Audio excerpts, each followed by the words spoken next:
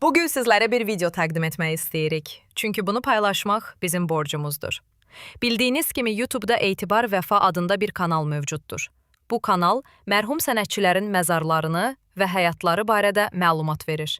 Amma növbəti videoda Etibar Vəfa, məhərrəmlik və İmam Əli haqqında danışır.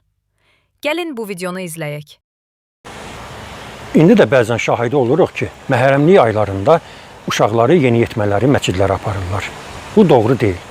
Düzdür, biz müsəlman ölkəsiyik, amma dünyavi dövlətik.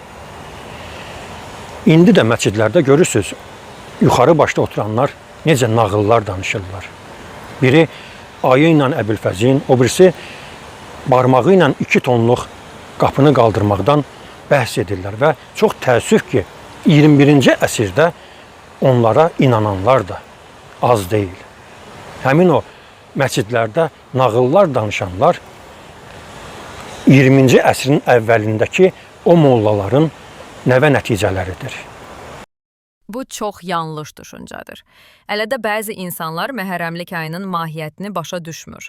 Nə də ki, İmam Əlinin məqamını dərk etmir. Nəsimi filmində deyildiyi kimi, ən böyük günah nadanlıqdır.